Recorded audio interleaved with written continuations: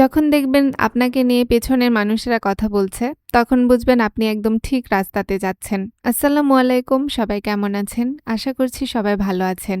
আজকে সকালে পরোটা বানালাম আর ডিম ভাজলাম। আজকে ডিম ভাজা আর পরোটাই খাবো। পরোটার সঙ্গে আমার কাঁচা মরিচ দিয়ে ডিম ভাজলেই খুব খেতে ভালো লাগে। সকালের খাওয়া-দাওয়ার পরে ছাদে একটু চলে আসলাম, কারণ গতকাল থেকে ভীষণ বৃষ্টি হচ্ছে আমাদের নওগাঁতে। সারা রাত আমাদের নওগাঁ শহরে বৃষ্টি হয়েছে। সিম গাছটা কি অবস্থায় আছে, উড়ে গেল নাকি বেঁচে আছে, এজন্য আমি ছাদে চলে আসলাম এগুলো দেখার জন্য। মাশাআল্লাহ, সিম গাছটা ভালোই হয়েছে, কোনো সমস্যা হয়নি ঝড়ের কারণে। তবে সিম গাছটাতে ফুল আসছে না কেন এটাই বুঝতে পারছি না। ভালো করে তো মাচা করে দিয়েছি দড়ি দিয়ে, আবার একটু মনে হচ্ছে দড়ি দিয়ে মাচাটা টাঙিয়ে দিতে হবে। ভালো করে মাচা না করলে নাকি সিম আসে না।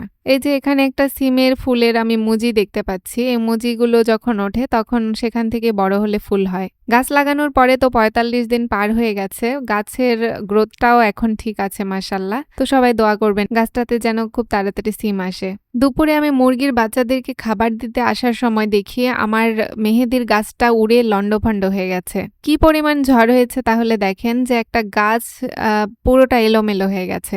মেহেদি গাছের এরকম বেহাল দশা দেখে আমার তো মাথায় হাত। তখন আমি একটা এরকম বাঁশ আম্মুর থেকে চেয়ে আনলাম। বাঁশটা মাটির মধ্যে পুঁতে দিয়ে তারপরে গাছটা বেঁধে দিচ্ছিলাম। কি জানি ঘূর্ণিঝড় নাকি আসছে, তো সেটার কারণে আমাদের নওগাঁর আবহাওয়া ভীষণ খারাপ। সবসময় বৃষ্টি হচ্ছে, একটু থেমে থেমেই কিছুক্ষণ পরপর বৃষ্টি হচ্ছে। টানা ৫ দিন নাকি বৃষ্টি হবে, এজন্য আমি গাছটা খুব ভালোভাবে বেঁধে দিলাম। আমার মেহেদির গাছটা খুব শখের একটা গাছ। অনেক বছরের আমার স্বপ্ন ছিল আমার একটা মেহেদি গাছ থাকবে। তো এই স্বপ্নটা মহান আল্লাহ পূরণ করেছেন। এই গাছটা যেন মারা না যায় এজন্য ভালো করে বেঁধে দিলাম। মেয়েদের রূপচর্চার ক্ষেত্রে সর্বপ্রথম মেহেদি পাতাটার প্রয়োজন হয়, কারণ মেহেদি পাতা চুলে দিই আমরা, হাতে ইউজ করি, তো বিভিন্ন কাজে মেহেদি পাতাটা লাগে। আমি গাছ বেঁধে দিচ্ছি এই সময়টাতেও কিন্তু ফোঁটা ফোঁটা বৃষ্টি পড়ছিল।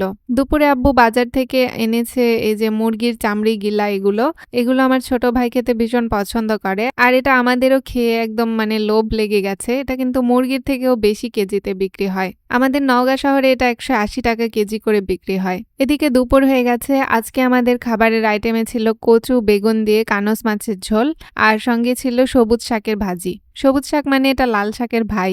এখন আসি পেছনের লোকজনের কথা বলা নিয়ে। অনেক সময় আমাকে এটা অনেকেই বলে যে আমি নাকি মা মা করি। তো মা মা কেন করি আজকে সেটারই ব্যাখ্যাটা আপনাদেরকে দিব। যখন অনেক ছোট ছিলাম, কিছুই বুঝতাম না, কোনো কিছু চিনতাম না, তখন কিন্তু আত্মীয় স্বজনরা খুব অবহেলা করেছে আমাদেরকে। কেউ আমাদেরকে দাওয়াত পর্যন্ত করতো না। ইভেন আমার আম্মুর নিজের বোনের যখন বিয়ে ছিল তখন পর্যন্ত আমাদেরকে দাওয়াত করা হয়নি। তাহলে একবার ভাবুন যে আমরা কতটা অবহেলিত ছিলাম।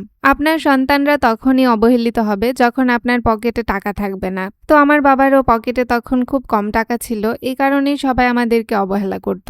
কিন্তু সেই সময়টাতেই যদি কেউ ভালোবাসা দেয় সেটা হচ্ছে আমার মা আর আমার বাবা। এই পৃথিবীতে সবাই কিন্তু ছেড়ে গেছে, কিন্তু আমার এই মা বাবা আমাকে কখনোই ছেড়ে যায়নি, আমাদের ৩ ভাই বোনকে কখনোই ছেড়ে যায়নি। মহান আল্লাহর পরে এই পৃথিবীতে যদি কোনো ভালোবাসা সত্য হয় তাহলে সেটা মা বাবার ভালোবাসা। আমাকে কেউ ভালোবাসার কতটাই দাবি করুক না কেন, আমার মা বাবার ভালোবাসার কাছে সেটা একদম তুচ্ছ।